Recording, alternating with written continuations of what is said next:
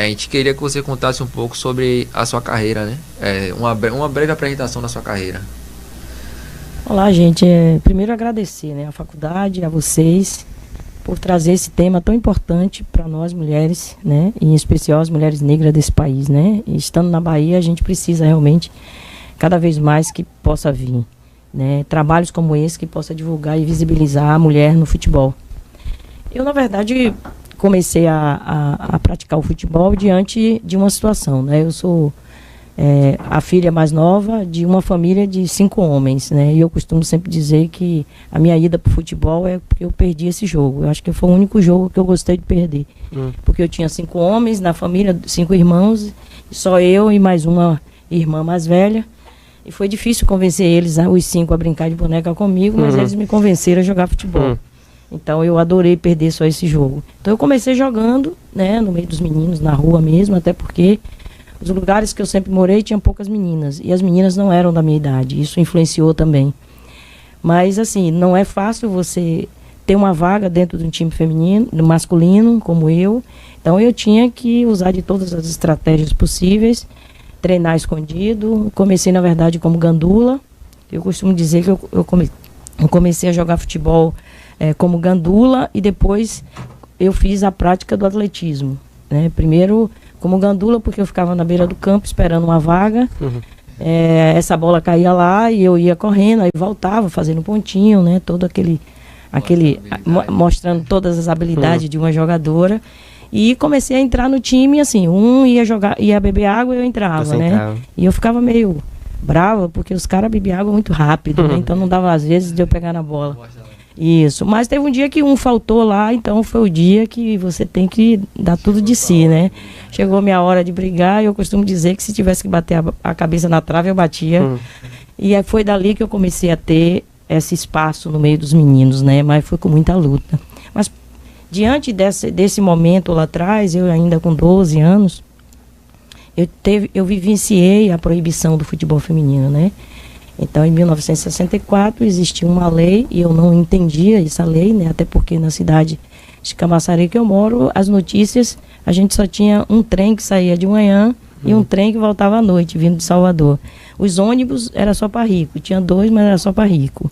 Eu não me enquadrava nisso. Então, as notícias não chegavam. Celular, nem pensar, né? Então, tinha essa proibição chegou, eu não entendia muito e eu era proibida de jogar futebol, né? Então eu tinha polícia que vinha atrás de mim na hora que eu estava jogando bola, né? Então eu tive que usar de todas as estratégias para fugir da polícia, né? Eu tinha que fugir da polícia e da família, né? Porque minha mãe não queria que eu jogasse futebol, né? Que futebol era coisa para homem. A gente enfrentou. Total. Era. Não podia, né? E existia uma lei que proibia, né? Então isso contribuiu até para o atraso, né, do futebol feminino hoje, mas enfim, foi uma luta muito grande. A gente teve que usar de todas as estratégias possíveis. Talvez hoje eu sou me considero uma treinadora extremamente estrategista por conta de toda a vivência lá atrás que eu tive que fazer para jogar futebol. Então eu vendia geladinho, eu vendia ferro velho, lata para ganhar o dinheiro para poder pagar os meninos para me avisar quando a polícia chegasse. Eu tinha que correr. Por isso que eu digo que eu comecei com atletismo, porque eu corria muito da polícia, né? E aí houve uma época que eles estavam me pegando demais e aí eu falei, fazer uma cova aqui dentro desse mato, vou cobrir e na hora que eles vierem me dão um sinal e vou me esconder. Então era meu esconderijo, né? Na verdade, como eu pensava, né? E penso até hoje. Eu morria cada dia, mas a gente precisa ser forte para renascer todos os dias, né? Exatamente. E aí, após isso, eu tentei fazer um time de futebol, de campo, não consegui. Eu tinha uma lista de 32 meninas, no outro dia só apareceu 5. No dia do treino só apareceu 3, porque os pais não deixaram. E aí eu terminei fazendo um time misto de futsal. Não era nem falta de interesse, né? Mas não, era proibição mesmo dos pais. Era muito sério aquela época. É uma época realmente muito dura e cruel, né? Eu sempre falo que a sociedade foi cruel com as mulheres que praticavam futebol feminino, né? Mas a gente foi seguindo, né? Com essas estratégias, com essa luta, até eu conseguir fazer um teste num time do Ipiranga na época, né? Em Salvador, isso já na década de de 80, né? E aí joguei por muito tempo no Ipiranga, não era o Ipiranga oficial, porque a gente não treinava lá na sede do Ipiranga, mas a gente nessa luta de ir para os lugares, ser proibidas de entrarem, né? E aí foi uma outra situação que a gente teve que viver, que eu tive que viver, né? Que não era só a questão da lei que proibia, existia a questão do racismo, né? Então a gente marcava alguns jogos em alguns clubes de nomes de Salvador, mas a gente não podia entrar porque a gente era negra, né? Até hoje tem, né? Exatamente. Não só no futebol feminino, mas no futebol masculino a gente vê Vinícius Júnior, por exemplo. A gente vê isso e é importante estar se colocando, porque isso já acontece há anos, né? Não é de há hoje, muito tempo. Não é recentemente, é de hoje, né? É muito tempo, então assim, a gente percebe que isso não é dinheiro, né? E que o que mais dói é exatamente isso, né? Porque Vini é um cara que tem um poder aquisitivo, né? Do qual eu não tinha e nem tenho até hoje. Então você imagine se ele sofre. O racismo, imagine naquela época, né? Não vai jogar, não entra por aqui, você não pode descer elevador, né? Tem que ser no elevador. Muito mais restrito as coisas. Muito mais restrita, né? Mas o que vale é justamente a persistência, né?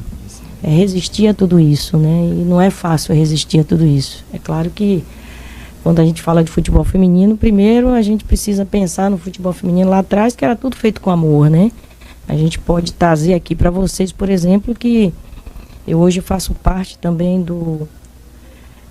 da curadoria do Museu do Futebol em São Paulo, e estamos trazendo, depois de 15 anos de fundação do Museu do Futebol, a gente não tinha 1% falando sobre futebol feminino. E hoje, com a minha chegada e com a condição de falar sobre futebol de mulheres nesse país, a gente está conseguindo, inclusive, dizer a eles que existiu uma seleção experimental em 88, né? Coisa que ninguém sabe, né? A primeira jornalista de 88 que nós tivemos, era estagiária ainda, foi o que nós tivemos na China, né? E a gente não tinha essa relação de atletas, a gente não tem esse dado oficial, nem pela própria CBF. Como eu posso dizer, é questão mais da visibilidade mesmo, né? Futebol masculino a gente tem todos os registros, né? Futebol masculino. Já no futebol feminino a gente não tem tanto registro, não tem tanta visibilidade, né? Como hoje em dia tem mais visibilidade, que antigamente não tinha quase nenhuma, né? Por isso que fica a falta de interesse também das pessoas em geral sobre o futebol feminino também. Hoje em dia a gente quer saber mais sobre o futebol masculino do que o futebol feminino. Ainda tem muito disso ainda. É verdade. O futebol masculino, ele é um produto, né, rentável. Então isso a gente está falando em economia, em tudo. O futebol feminino precisa ser encarado dessa forma, né? Então nos dias de hoje, eu costumo dizer que dando passos bem lentos, mas a gente já começou a pensar no futebol feminino como um produto, né? E a partir do momento que a gente pensa nele como produto, a gente começa a ter as evoluções, mesmo tardia, mas a gente vê as evoluções, né? E até em agosto, eu acho, se não me engano, julho, vai ter a Copa do Mundo também, né? Exatamente. Que muita gente não sabe que quando é Copa masculina, o pessoal todo se empolga, mas quando é feminino, o pessoal meio que perde interesse. Desvaloriza, né? Na verdade, eu espero que dê folga, né? Nas empresas. Igual que pare, pelo menos, nos jogos, né? A mesma importância. A mesma importância, né? Até porque o Brasil já é um dos candidatos a trazer a Copa do Mundo 2027, né?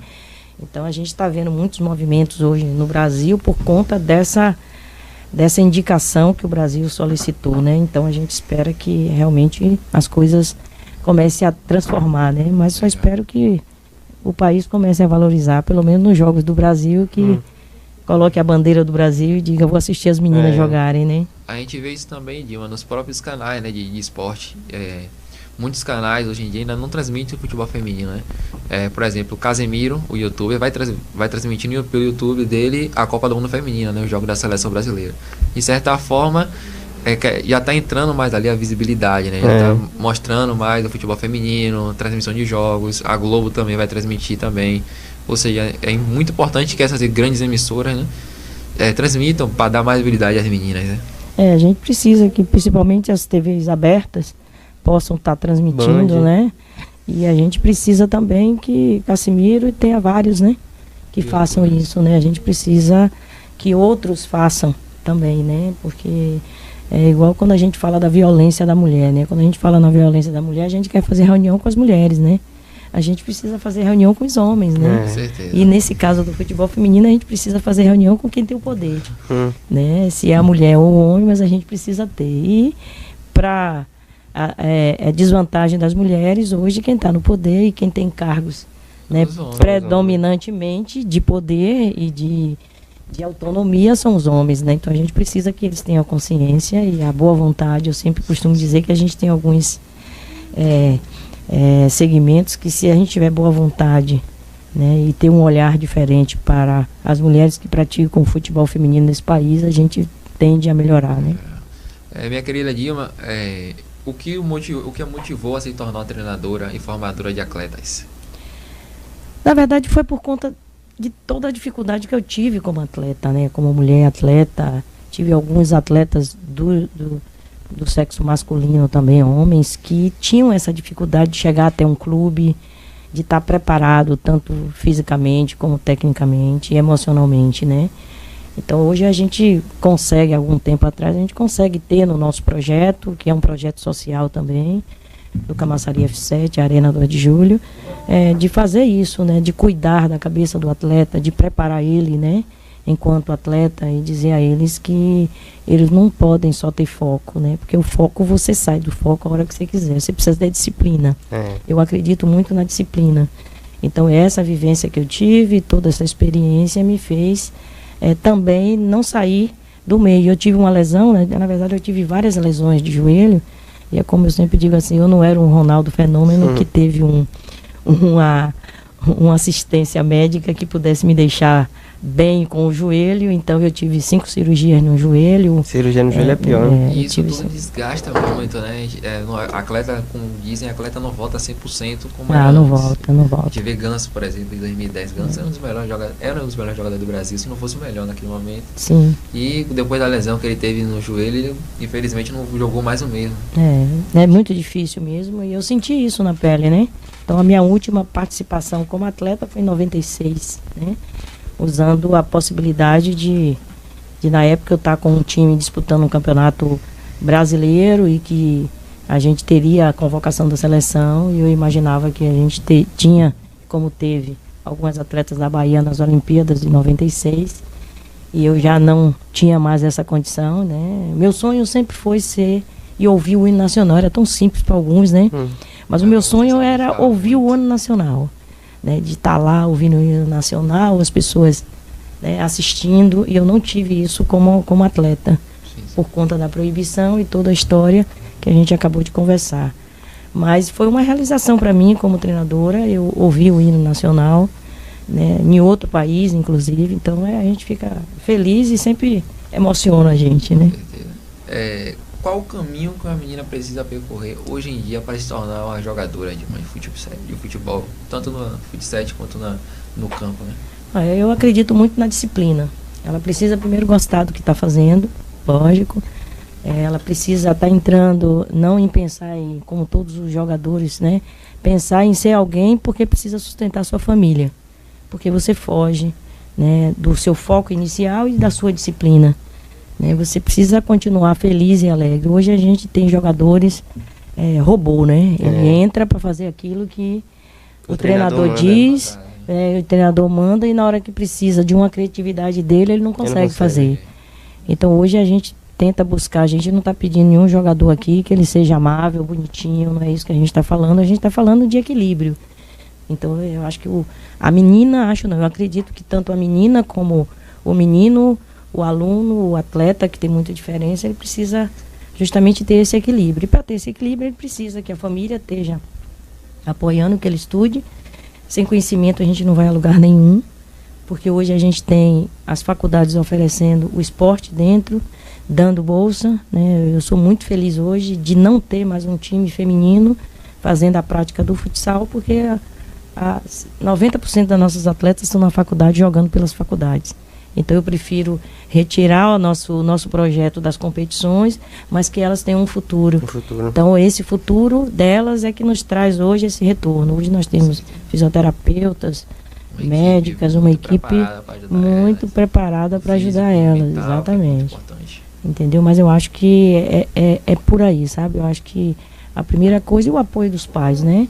Hoje a gente tem um pouco mais de apoio dos pais, porque hoje o pai e a mãe tá levando, mas a gente precisa só entender se tá levando, porque quer a filha jogando futebol ou ver nessa filha um sustento. Porque hoje a maioria das meninas estão saindo do país para jogar lá fora, né? Que é preciso ter esse cuidado. A CBF, a gente espera hoje que tem uma frente de trabalho hoje que foi constituída, né? Nós temos hoje no Ministério Público, no Ministério dos Esportes, hoje um setor para tratar do futebol feminino e temos representantes. É claro que alguns me representam, né? E eu fico muito feliz de ter algumas dessas pessoas, como a Silvana, a professora Silvana, né? A nossa Cristiane, que está lá também, que nos representa e a gente espera que a gente consiga, né? Já que eu faço parte de um grupo de mulheres do futebol feminino e a gente sempre está conversando, reuniões virtuais com a Tafarel, que mora nos Estados Unidos, outros atletas, para que a gente traga essas opiniões e sugestões para que o futebol feminino realmente tenha os avanços que a gente merece. Né? Esse caminho, ele é muito, como eu posso dizer, muito diferente de um menino, da menina. É mais complicado ela chegar a atingir um profissional do que um menino hoje em dia? Hoje sim, porque assim, no Brasil são raros, eu acho que eu posso contar de dedos e talvez minha mão esquerda não conte quantos clubes, mas são poucos clubes que trabalham com base. Eu acredito muito que o trabalho de base é que faz a diferença quando você chega na seleção principal. Então nós temos muitas meninas de qualidade, né, que poderiam, se tivessem uma base nos clubes para orientação, como tem hoje masculino. Hoje masculino você tem sub-11, você tem sub-13, sub-15 fazendo esse trabalho. Então hoje para a gente conseguir botar uma menina no sub-15 é mais difícil. É mais difícil. A gente teve a Emily, né, que hoje joga no São Paulo, ela tem 18 anos hoje, mas precisou vir para nossa mão com 11 anos. Né? Aos 14 a gente levou para o clube, ela foi aprovada, pegou seleção brasileira sub-15, sub-17 e conseguiu sair da Bahia para jogar hoje no São Paulo. Mas é 1 em 1000, né? A gente não tem, muito difícil. E a gente também vai fazer uma entrevista também com Yane, que hoje joga na Ferroviária de São Paulo, e ela fez base aqui no Vitória também. Que bom, que bom. Que é goleira. A Ferroviária tem um trabalho... as pessoas que passaram e que estão hoje dentro da Ferroviária são pessoas que sabem a dificuldade porque vivenciaram o futebol feminino lá atrás. Então todos aqueles que conseguiram vivenciar insistem nessa questão de base para o futebol feminino do Brasil. Muito bom. A gente queria saber um pouquinho das medalhas que a senhora trouxe. Essas medalhas têm um significado extremamente importante, porque foi sonho realizado, né? Eu consegui ouvir o hino nacional através dessas medalhas, né? Então eu fui 3 vezes campeão da Copa das Américas, né? Copa América aqui no Brasil, uma na Argentina, uma no Rio de Janeiro, uma em Porto Alegre, então tricampeão da Copa América. Fui campeã da Copa das Nações na Espanha, é uma medalha também muito importante, né? E fui vice-campeã mundial, mas a cereja do bolo, na verdade, é essa medalha que eu fui campeã mundial na Itália e que nos trouxe toda a honra, né, de estar fazendo um jogo contra a Rússia, um jogo bem difícil, porque no futebol 7 é um pouco diferente do futebol de campo, tanto masculino como feminino, no sentido de escolas a nível de países, né? A gente tem a Rússia, o México e o Peru, que são escolas realmente fortes, bem fortes, né? E que estão bem avançadas no futebol 7. A gente conseguir, dentro dessas medalhas, ganhar dessas equipes de uma honra muito grande, né? E por conta de todos esses títulos, mesmo com todo o preconceito que enfrentamos como mulher, o ano passado esse ano eu recebi, né, o prêmio referente ao ano passado, 2002, como a melhor treinadora do mundo. E a gente viver isso como mulher, morando em Camaçari, morando no Nordeste, né, é realmente um sonho realizado, e a gente sabe da dificuldade que é você ser treinadora da seleção e você escolher morar e viver em Camaçari, né, e não está lá, porque geralmente o que a gente tem tanto no masculino como no feminino é, para ser alguém, você precisa sair da sua cidade, você precisa sair do seu estado e ir para os grandes centros. E eu escolhi o inverso, né? Claro que talvez ninguém é tão louco igual a mim, né? Que teve que esperar mais de 50 anos para poder conseguir isso. Mas eu acho que o que fica é justamente essa ponta de esperança, né? De que é possível. É possível você conquistar. Se você não colocar esse tempo, né? Porque tudo na vida tem um tempo, né? Mas eu não coloquei esse tempo. Eu quis dizer para as meninas e para outros que é possível, sim, a gente ser campeão do mundo, a gente levar a nossa bandeira lá. Muito importante vivenciar algumas dificuldades, porque em todo esse tempo eu já não imaginava, as pessoas ainda falam assim, pô, Dilma, a gente não lhe encontrou no dia que saiu a notícia, né? Eu falei, mas eu pensava que isso não ia acontecer. Porque eu fui campeão do mundo, eu não ganhei como o melhor do mundo, fiquei entre os 3. Eu fui 3 vezes campeão da América, todos esses títulos, e era sempre um homem que ganhava. Né? Como é que você imagina que isso vai chegar? É paciência, né? É disciplina, é continuar trabalhando, não é fácil. Falando assim, parece que a gente não chora, parece que a gente não sente, a gente chora pra caralho. Sente na pele muito. Sente, a gente chora sim, a gente é ser humano, a gente toma um remedinho de calmante para não dar voadora, porque isso existe no futebol, né? A gente aceita, não tirando da sua essência, porque quando eu fiz uma escolha de ser treinadora e morar e viver em Camaçari, eu abri mão de ter um auxiliar técnico, de ter um médico escolhido por mim, de ter um fisioterapeuta, de ter toda a equipe, né? Mas eu escolhi dessa forma. Pedi desculpa à minha equipe, né? Antes eu tive uma conversa com e eu preciso registrar, que eu não posso esquecer de Fábio e Meire, que são 2 pessoas que sempre me acompanharam, mas eles entendem que era necessário fazer isso para que a gente deixasse esse legado de que é possível ter esperança, que é possível trabalhar, que é possível chorar, mas depois a gente sorri. A senhora saiu também com inspiração para a própria suas atletas, né? Para a formação de seus atletas. Perfeito, eu acredito. Inspiração para a menina sempre continuar no caminho certo, no caminho que a senhora percorreu até o mais alto nível possível, né? Tanto como jogadora como treinadora. Eu acredito muito, muito de que a gente precisa estar com nossas palavras, sempre seguindo as nossas ações.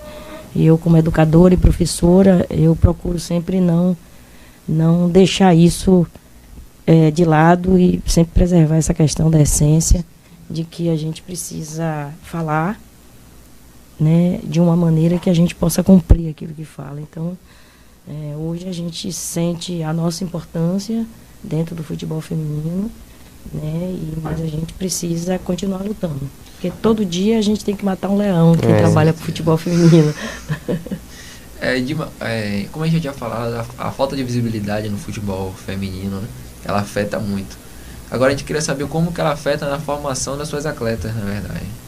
Não, o impacto é enorme. Tanto que hoje, nossas atletas, no nosso projeto que é social, a gente tem a escolinha de futebol feminino, mas a gente tem o projeto de base.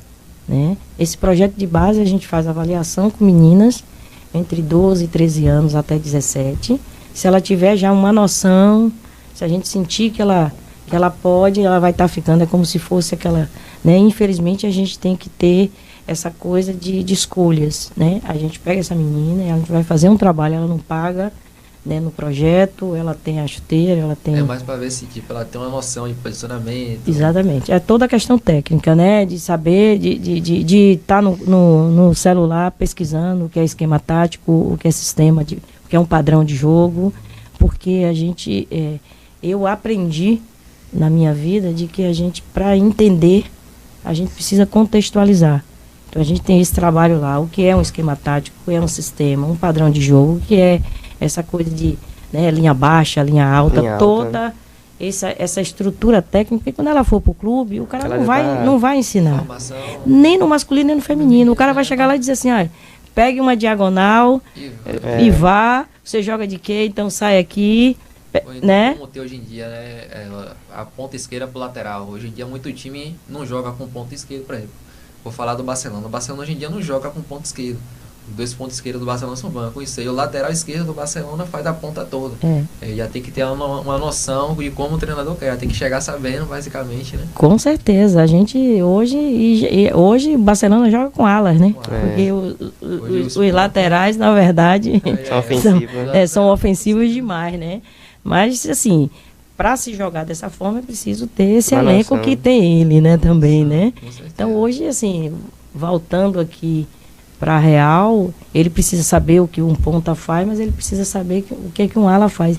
E muito disso a gente percebe nessa minha vivência com o masculino, principalmente, porque o jogador ele chega dizendo que ele é lateral direito e eu faço uma pergunta para ele que ele não consegue falar, muitas vezes. Porque eu pergunto, aonde é que você gosta de jogar?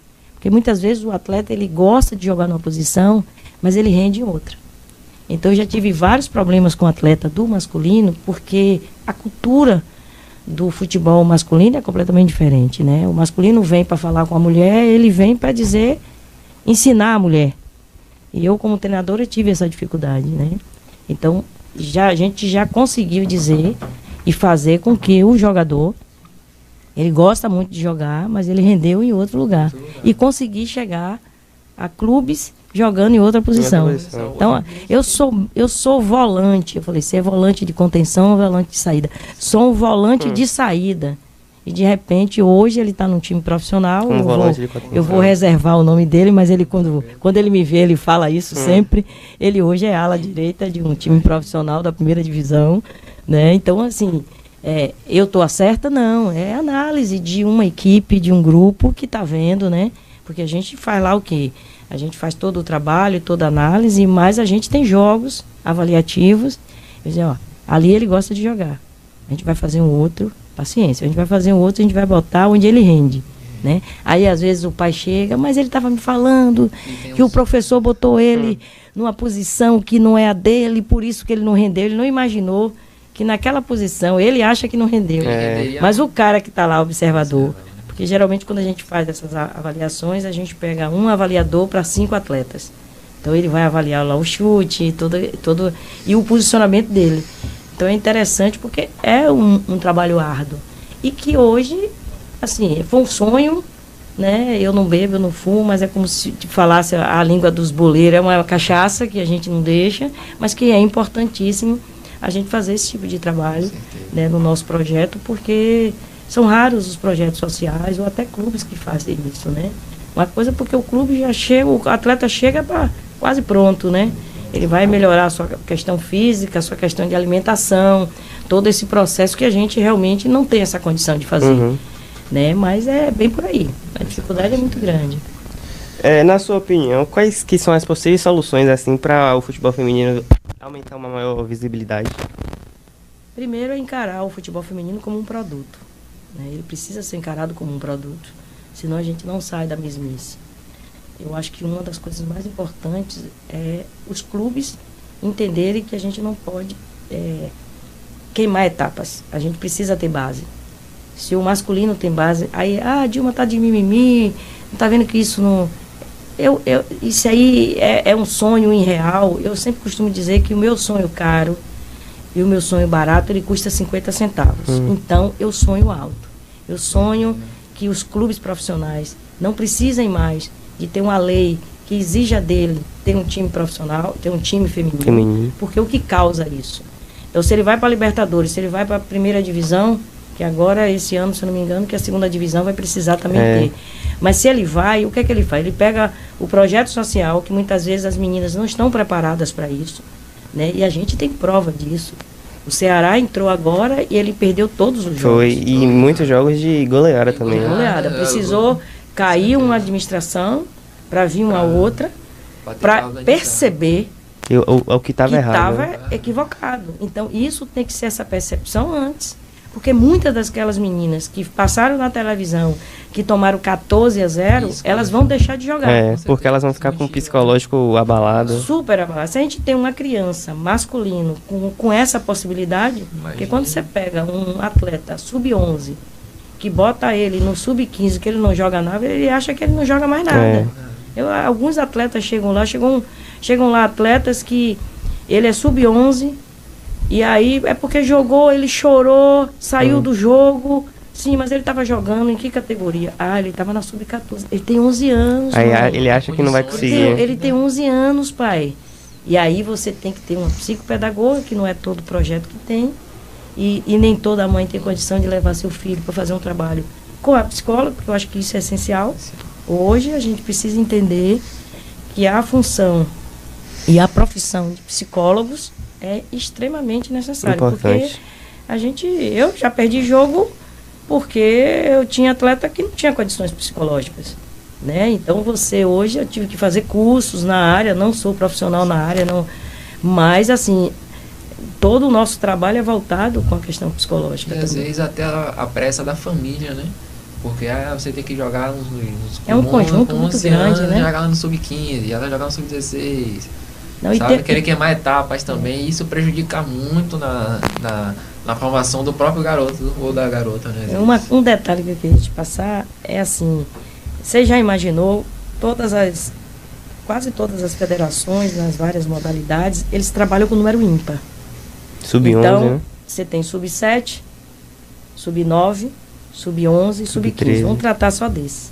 Aonde fica o menino de 8 anos? Ele vai jogar no 9. No 9 ele não vai ser titular. Mas ele foi titular e o melhor jogador no 7. Entendeu? Então hoje eu estou trazendo essa realidade há algum tempo para Camaçari, tentando falar com as instituições, as entidades que fazem esse tipo de competição de base, que usam o número par. Né? Agora mesmo a gente está junto à gestão e à Secretaria de Esporte fazendo um sub-6 e um sub-8. Porque o menino de 6 ele não tem condições ainda de jogar no sub-7. E nem o menino de 8 tem condições de jogar no sub-9. Então a gente precisa ter esse cuidado. É esse olhar, né? Esse olhar de educador. Né? Porque o que a gente tem é treinador. É um treinador de que tem o imediato, o resultado imediato. Eu sei o que é isso. Porque fui treinadora de equipes profissionais, masculina, e eu tinha que ganhar. Porque o que está em jogo ali é resultado. Né? Então eu sei o que é isso. Eu não estou perpassando de que o treinador ele precisa ganhar o dinheiro dele, ele não precisa se preocupar, mas as instituições precisam ter essa preocupação. Né? Porque são essas etapas queimadas que fazem muitos atletas desistirem, tanto no masculino e no feminino. E não render, né? Como você falou, um menino de 8 anos não tem condições de jogar no 9. Aí você bota, às vezes, o menino melhor do sub-8, quando vai pro sub-9, não é a mesma. Não rende muito, né? Além de todo o processo, né? Porque a gente tem um processo muito grande de coisas sociais, inclusive, né? A gente não pode esconder aqui num bate-papo como esse, maravilhoso, e está trazendo visibilidade para o futebol feminino, de que existe, né? A questão do assédio, de todo esse processo no masculino e no feminino. Então, isso, imagine, tecnicamente já acontece todo esse processo, imagine esse lado, né?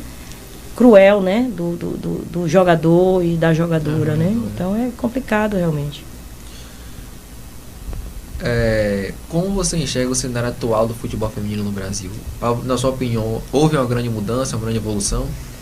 Eu costumo reafirmar e afirmar de que eu faço uma analogia sempre quando falo do futebol feminino atual. Eu considere uma pessoa que tem um sonho da casa própria, né? E para um trabalhador sonhar com casa própria, quer dizer que ele tem muitos boletos a pagar. Né? Então eu costumo dizer que o futebol feminino está nesse estágio. O Brasil deve muito às mulheres. O Brasil foi muito cruel ao futebol feminino. E hoje, o Brasil já pagou o primeiro boleto, mas tem muito boleto para pagar na frente para pagar. Então eu acredito muito que nós estamos evoluindo com passos lentos, mas eu continuo na minha analogia da casa própria. Eu espero, estou com 60 anos, já vivenciei muita coisa esse ano, mas eu espero ainda estar viva e poder voltar aqui para vocês e dizer não. Hoje a gente quitou nossa casa própria, houve uma grande evolução, os passos estão sendo dados, ainda é muito cedo, só o fato da gente ter no Ministério dos Esportes um setor exclusivamente para tratar desse assunto, é uma boa evolução, a gente ter na Assembleia, em Brasília, um grupo de trabalho que nos representam, né? É importante dizer isso, de que ninguém pode falar de nós sem nós. A gente tem uma lista muito grande lá, mas sou sincera em dizer que nem todos me representam, porque quem teve a polícia atrás, quem teve uma lei proibindo, sente na pele, né? Sente na pele. Então, como hoje eu trabalho com esporte inclusivo também, eu trabalho com surdos e trabalho com amputados, eu tenho um time de futsal de amputados e um time de futsal de surdos, e aprendo todo dia com eles de que ninguém pode falar de nós sem nós. Então tem que ter essas pessoas lá do futebol feminino falando de todas nós, né? Se a senhora pudesse mandar uma mensagem de incentivo assim para todas as meninas que sonham em jogar futebol profissionalmente, qual que seria? Primeiro, estude. É importante o conhecimento. Porque quando a gente tem conhecimento, a gente vai para qualquer lugar. A gente vai para qualquer lugar e entra em qualquer lugar, né? Se a gente não tem, a dificuldade é maior, né? E logicamente gostar de jogar futebol feminino, sem segundas intenções, lógico, né? Trazer isso, essa carga, né? Pense que essa carga não é sua. Quando seu pai ou sua mãe ou sua avó ou seu responsável te leva para jogar por conta de um futuro melhor, né? Então eu estudo e ter essa disciplina, né? Essa disciplina o equilíbrio dessa disciplina com o estudo é importantíssimo. Talvez eu possa lhe dar certeza que se eu não tivesse escolhido abrir mão como jogadora muito, né, de ganhar em um lugar muito dinheiro, mas o outro lugar me oferecia comida, dormida e a faculdade. Hoje em dia o que a gente vê muito é a família pressionando, ou então a própria jogador quer ir pro futebol só por causa do dinheiro, questão financeira. Perfeito. A gente vê hoje em dia, tanto no futebol masculino quanto no futebol feminino, mas mais ligado ao futebol masculino, os absurdos de transferência que são. Por exemplo, vou falar do grande escalão agora. Messi, por exemplo, sai do PSG e tem uma proposta de 400 milhões de euros. Então é um absurdo, né? Mesmo o futebol masculino, mesmo toda a criatividade de Messi, tudo que ele já ganhou. Mas eu acho que o futebol, às vezes, ultrapassa o limite financeiro, o limite do dinheiro, sabe? Eu acredito que é uma influência muito difícil para uma criança, para um pai, uma mãe, não continuar pensando em ter o filho prodígio para resolver os problemas, né? Então é uma coisa estrutural realmente, que precisa estar vindo de cima, como houve, né? Então, hoje no Brasil você não pode transferir um jogador de tal idade, então acho que tem que começar a se trabalhar em relação a isso, porque a gente está perdendo os grandes jogadores justamente para essas cifras, né? Com certeza. A gente, se eu não me engano, o Rodrigo já tinha sido vendido antes do Santos para o Real Madrid, só que não pôde ir por causa da questão da idade também. Exatamente. O Rodrigo se destacou muito novo na base do Santos. Queima de etapas não, mas por ele ser tão avançado, né, ele acaba, acho que não passando pelo sub-20. Eu acho que ele já vai direto pro profissional, né? E muitos hoje em dia querem fazer justamente isso. Queimar essa etapa achando que é um Rodrigo da vida, né? É um garoto ali, uma garota diferente. As coisas às vezes não são da forma que a gente pensa, né? Até Hendrick mesmo do Palmeiras, que com 16 anos foi vendido pro Real Madrid. A cabeça dele também pode abalar muita coisa. Com certeza. Eu sou uma pessoa muito observadora como treinadora, até porque é necessário, né? Se falando de Hendrick, ele foi dar uma entrevista rapidinho, logo depois do jogo. Ele fez assim, aí ó, ele jogando pelo profissional, já, né, no profissional. Sim. Aí ele falou assim, aí ó, pô, fiz o gol, não sei o quê, será que eu sou titular no sub-20? O cara já é titular do profissional. Ele tava tão perdido que o cara olhou e fez, vai embora, empurrou ele assim, né, o colega. Não sei se vocês observaram em nenhum momento do jogo, eu falei, o cara queimou as etapas, é um prodígio, sim. É diferente. Mas preciso, né, preciso tomar esse cuidado, né, e quando a gente vê o treinador tendo esses cuidados, a gente vê uma imprensa, a gente vê pessoas sem olhar para esse lado do ser humano, né? É necessário, sim. A gente vê, por exemplo, o que ele fez na Copa São Paulo, né, masculina. O absurdo que ele fez de gol. Então isso tudo ajudou, destacou ele muito. A mídia já foi em cima, o novo fenômeno, o novo Ronaldinho. Novo Pelé até falando, né? Que já é uma pressão absurda você botar um menino que nem estava no profissional na época, estava na base ainda, né? A gente não sabe como é que vai ser a carreira dele de hoje até quando ele chegar na Europa, no Real Madrid, como vai ser a evolução dele. Por exemplo, Vinícius Júnior chegou na Europa sendo xingado, né, pelo torcedor do Real Madrid. A gente vê hoje a evolução dele, finalização, passe, domínio, a própria mídia fazia um chacota com ele, muitos jornalistas, e hoje em dia a gente pôde ver que não abalou o mental dele, né? Ele focou naquilo, trabalhou para chegar onde ele chegou hoje em dia, para ser um dos melhores do mundo. Top 3 ali, fácil hoje em dia. Fácil. Melhores do mundo. Não tem como tirar ele. A gente tem como exemplo, né, voltando aqui pro feminino, a Formiga, né? A Formiga, ela, hoje com 44 anos, ainda continua jogando com alto nível e com a cabeça que ela tem, né? Então, poucas pessoas sabem que a Formiga saiu de um projeto social nosso, né? E a gente fica feliz porque a gente consegue dizer que é possível fazer, né? Então, a Formiga, quando veio trabalhar conosco, na época eu tinha um patrocínio, a Formiga veio com 10 anos. Aos 12 a gente estava partilhando com a mãe dela a vinda dela para morar com a gente, né? A Formiga teve que... Ela ia acompanhar a gente nas competições, mas não podia jogar porque ela não tinha idade. Pela idade. Pela idade, né? Ela já era muito diferente. Não, né? Eu costumo dizer que ela já nasceu com o dom, né? Claro que é por isso que é Formiga, porque ela corria o campo inteiro. A gente só foi dizer a ela, ó, eu acho que ela queria ser centroavante. O próprio primeiro treinador dela, quando convocou ela como centroavante, né? Então eu tinha a maior conversa com ele, assim, de pé de zoreba, como a gente diz, dizer, rapaz, bota ela de volante. Não, mas ela é magra. Eu digo, rapaz, bota ela de volante. Quem conseguiu ver Formiga, como eu, ela jogando descalça no meio dos homens, e ela descalça, ela chutando, indo em dividida, não vai ter problema nenhum em ela jogar de volante. E ela, quando começou a jogar com a gente, ela realmente jogava na frente, porque nós tínhamos um grupo que disputava campeonatos fora da Bahia, muito bom. A base da seleção das Olimpíadas de 96 era o nosso time. Que a gente, por não ter patrocínio, a gente saiu da Bahia, chegou em São Paulo, vestiu a camisa do Saad, e quem conhece a história do futebol feminino conhece o time do Saad, né? A gente vestiu e foi campeã. Então, naquele time, ela não tinha condições de jogar ainda. Porque a gente tinha uma Cici, a gente tinha uma Roseli, muitas jogadoras de qualidades e titulares, e ela não tinha nem idade ainda, né? Quando ela completou 16 anos, é que ela foi jogar, e eu já estava para lá dos 30. Falando ali um pouquinho sobre a posição, né? Ela jogava antes de centroavante. Era mais por vontade dela, por sonhar que ela queria ser um atacante? Ou realmente foi uma questão ali de posicionamento que vocês viram que seria aproveitada melhor como volante do que como centroavante? Não, a Formiga, na verdade, ela queria jogar em todos os lugares, né? Ela só pensava em jogar futebol. Eu digo que eu lembro de umas histórias de Garrincha e que ela não sabia nem quem era o adversário dela, ela queria jogar e ganhar. Independente da posição. Independente da posição, eu quero jogar e vou ganhar desse time.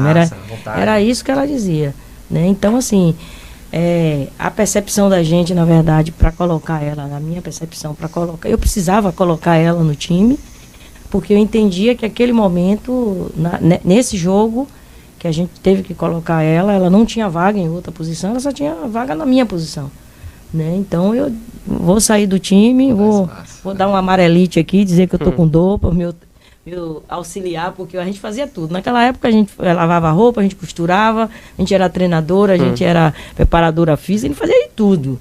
E aí, quando eu fui para esse brasileiro, eu levei um amigo meu para me ajudar, né? Quando eu estivesse jogando, que eu ainda jogava, ele tomar conta, né? Mas eu disse a ele, olha, na hora que a CBF chegar, me tire do jogo, que eu não vou mais para lugar nenhum. Mas Formiga pode se sair aqui. Pode brilhar ainda. Da própria senhora. Aí ele demorou demais de me tirar, eu caí lá e disse que já estava com o joelho todo bichado mesmo, quem é que não ia acreditar? Só que depois ele falou logo pra mim, né? Ele fala até hoje. Foi a primeira pessoa que eu vi dar amarelite, porque depois que ele me tirou, eu saí pulando lá, vamos Formiga, vamos meu time, ele, cadê esse joelho? Eu digo, ficou bom. E aí vai, né? Isso, o Brasil perderia uma grande jogadora. Porque não teria oportunidade. Na época era o saudoso Dema, que era o treinador, quando eu vi o pessoal chegar tudo de CBF, cada agasalho bonito danado, eu digo, agora não volta. É a hora dela brilhar. Agora é a hora dela brilhar, né? E ela entrou e realmente, ela foi considerada atleta revelação. Com 16 anos, ela ia fazer 16 anos, faltava 6 meses para fazer 16 anos, podia, né? Fazer essa inscrição. E logo em seguida, ela foi convocada para a seleção brasileira, né? E aí ficou, né? Porque como ela jogava pelo ataque, né? Porque eu sempre joguei pelo ataque pelo lado direito. E ela só tinha que ir pelo ataque do lado direito, né? Não, rapaz, ela treinava lá, a circunstância que ela entrou no meu lugar. Porque, como é que a gente vai tirar a Cici do jogo? Como é que a gente vai tirar a Roseli do jogo?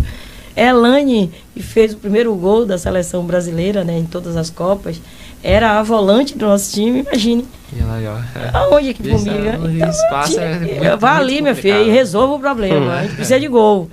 E aí ele ficou com aquilo na cabeça, né? Mas graças a Deus convenceu e ele começou a botar ela no lugar que ela gostava de jogar, porque ela corria o campo todo e tem um senso, mas aquilo de formiga já nasceu dela. Já nasceu dela. A gente vê, você fala que ela já dividia, já tinha uma raça muito grande. Dividia a bola com os meninos, imagina quando chegava no homem, futebol feminino. Com homem, não é com meninos de 15 anos, não era homem, os caras vinham, sabe? E assim, aquilo retratava muito a minha história, entendeu? De eu ter que tomar tranco e eu chorava em casa, mas não chorava ali, porque eu sabia que se eu chorasse, ela não ia me botar mais.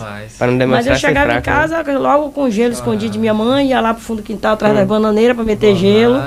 Pra poder, no outro dia, amarrava essa atadura, nunca mais. No meu tempo não tinha atadura, não, velho. No meu tempo, a gente pegava, era as fibras do polo e fazia de algodão, pegava um barbante, alguma coisa, amarrava, botava a meia por cima, porque não tinha meião, e a gente levava. A luta era essa. A real era essa. E você pode falar um pouco hoje sobre os seus projetos que você tem para o futebol feminino? Você tem algum projeto, algo que você queira destacar?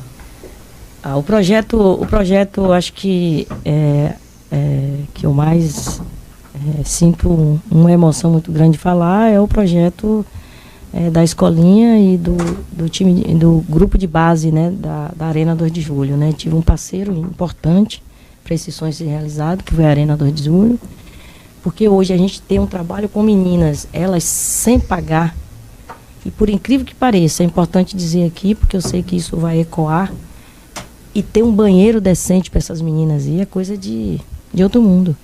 A gente está falando de Nordeste, a gente está falando de Brasil.